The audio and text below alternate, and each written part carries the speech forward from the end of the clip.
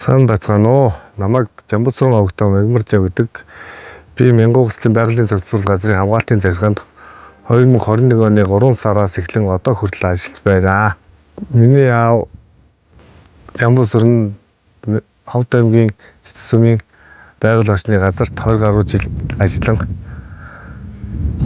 өндөр насныхаа төсвийг харсан. Би аавынхаа байгаль орчны салбарт ажилласан. Энэ мэргэжлийг өвлөн авч байгаль орчны салбарт ажиллаж байгаадаа туйлын их баярлаж явдаг.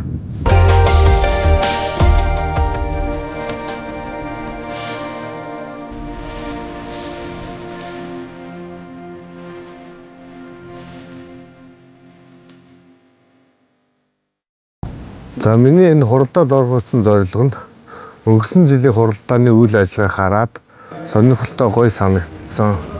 Тиймээс би энэ хуралдаад оролцож бусад газруудын байгаль хамгаалагч нартай туршлах, судлаж, танилцах зорилготой оролцож байгаа юм.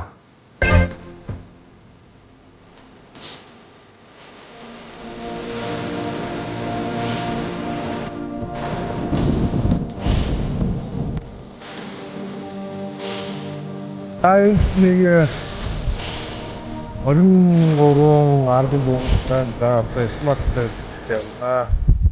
За миний бодлоор 2030 он гэхэд манай сахилбарт газарт аргил хон болон бусад зэрлэг амьтад өсөж үрдсэн орчин үеийн техник тоног төхөөрөмжөөр бүрэн хангагдсан